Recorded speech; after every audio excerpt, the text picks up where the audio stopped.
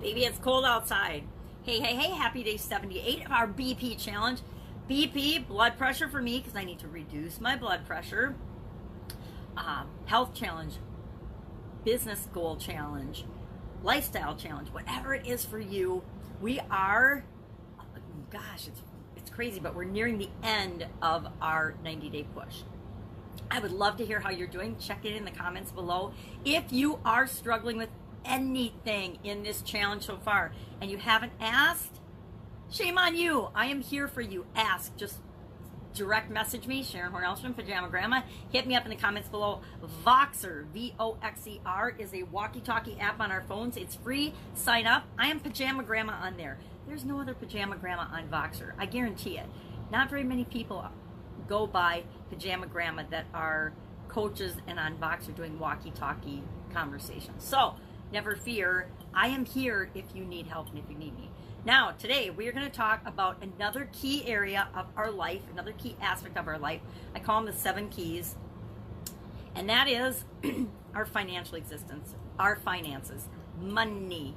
Probably the most emotionally laden topic on the planet, except for maybe romance, love, and sex. Maybe sex is the most emotionally laden topic, or love, or romance. I don't know. But I'm going to say money and finances is probably number 2. If it isn't number 1, it's number 2. Not sure where it falls on your priority list. Remember, we took all 7 categories: physical, mental, emotional, spiritual, contribution, financial, and relationships, and we ranked them all 1 to 7.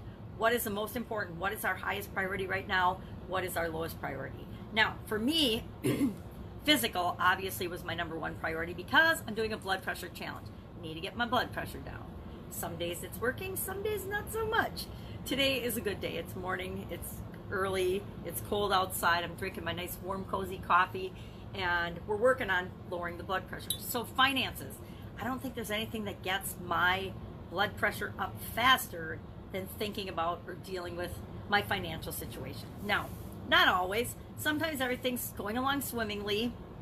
Other times I'm struggling to keep my head above water. Going swimmingly, that's the topic of a segment that I do today, was keeping your head above water. Finances. So today, everything I'm thinking about is all about finances.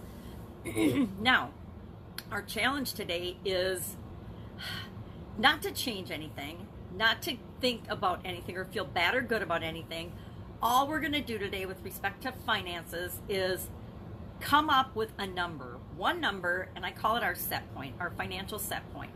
What is the number of monthly income, not expenses, not anything else, the monthly income that feels awesome to you, that would cover all of your living expenses, cover all of your like emergency type expenses, and then give you a comfort cushion, a nice enough cushion that you would never stress, never struggle, never worry about money again.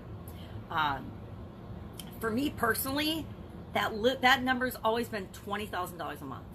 Just sharing that, and people might be saying, what the hell do you need $20,000 a month for? Well, you figure out what all your expenses are, the pluses and minuses and things that can happen in life, because lots of things happen in life, and then you double it, because there's taxes and there's always things that you can't anticipate that come up. My son just got a $9,900 some estimate from his car dealer. He took his car in for a headlight, and they said, you need to spend almost $10,000 on your car. Thus, my double it philosophy. So you take whatever that number is, and all I want you to do is come up with that number. For me, I'm telling you, that number has always been $20,000. It's been $20,000 for, oh my gosh, I'm trying to think how many years. At least well over a decade, probably the last 20 years. That has been my comfort number, my set point comfort zone number. I don't know what it is for you. You know, maybe it's $100,000 a month. Maybe it's $2,000 a month. Maybe it's just an additional $500 a month. But that's probably not realistic. What is the overall number for you and your family? I guess I don't know anybody that can live on $500 a month. So what am I saying? I sound like I'm selling a network marketing company or something. Good God. So today, finances.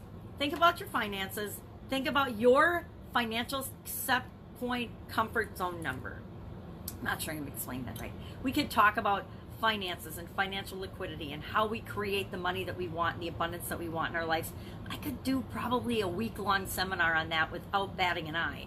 So that's why I'm boiling this down. We need to boil all of these key aspects and areas of our life down to one thing that won't bother us a ton, but just to think about.